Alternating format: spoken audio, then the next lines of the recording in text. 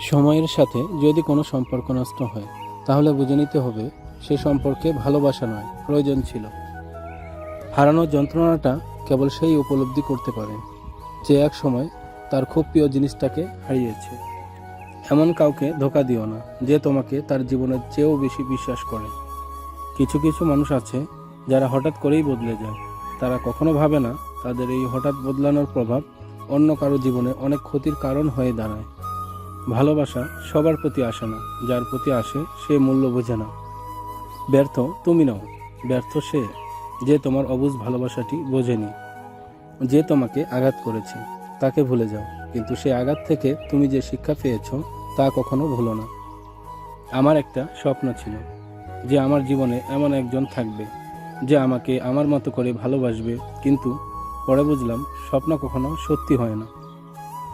যখন কারো প্রতি ভালোবাসা বেশি হয়ে যায় তখন সেই ভালোবাসা সুখের চেয়ে দুঃখ বেশি দেয়।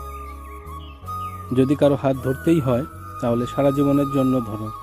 সময়ের প্রয়োজনে কারো হাত ধরে মাঝপথে একা রেখে চলে যেও না, কারণ তা সহ্য করা অনেক কঠিন।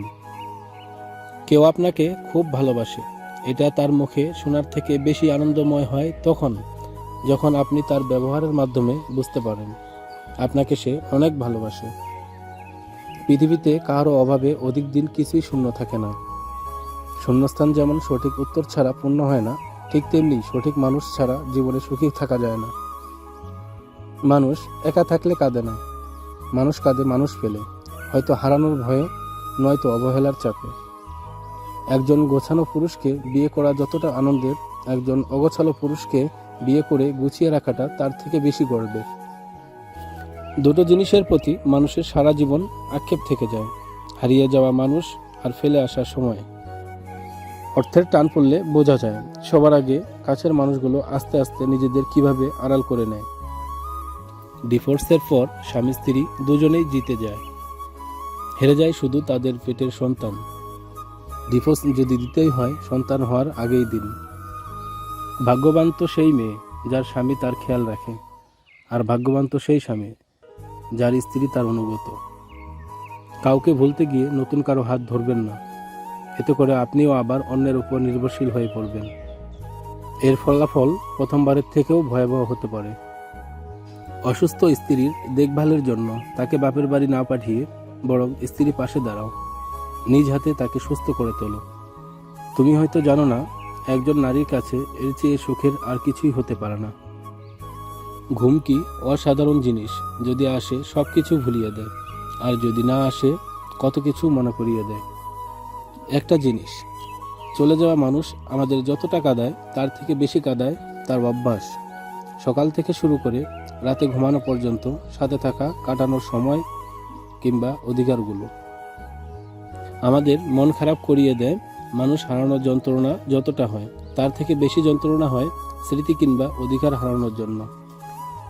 কিছু মানুষ সম্পর্ককে বাঁচিয়ে রাখে, আর কিছু সম্পর্ক মানুষকে বাঁচিয়ে রাখে। স্বপ্ন কারো সাথে বেইমানি করে না, বেইমানি করে স্বপ্ন দেখানো মানুষগুলো। যে আঘাত দেয় সে ঠিকই ভুলে যায়, কিন্তু যে আঘাত পায় সে শত চেষ্টা করেও ভুলতে পারে না। মানুষ বড়ই আশ্চর্যজনক ও বোকা। সে বর্তমানকে ধ্বংস করে ভবিষ্যতের কথা চিন্তা করে, আর ভবিষ্যতে কাঁদে অতীতের কথা স্মরণ করে। বুদ্ধিমান নারী কখনো তার স্বামীকে অপমান বা মনে কষ্ট দিয়ে কিংবা কারো সামনে ছোট করে কথা বলে না, কারণ সে জানে তার স্বামী এই দুনিয়াতে তার সুখ দুঃখের সাথী এবং পরকালের জান্নাতের সঙ্গী। কাউকে ভালোবাসি বোঝানোর জন্য সব থেকে বড় অনুভূতি হলো কান্না করা, কারণ যার জন্য কান্না আসে না তার প্রতি কখনো ভালোবাসাও থাকে না। জোর করে হাসা যাবে কিন্তু কান্না করা যাবে না।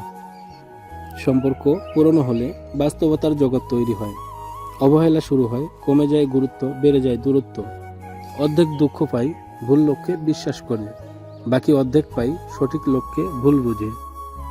কাউকে এতটা আঘাত করো না যতটা আঘাত করলে নিজের ভুল বোঝার পর ফিরে আসার পথটা বন্ধ হয়ে যায়। কাউকে এতটাই ভালোবাসো যেন বিচ্ছেদের এক যুগ পরেও সে বলে, তোমার মতো আমাকে আর কেউ ভালোবাসেনি।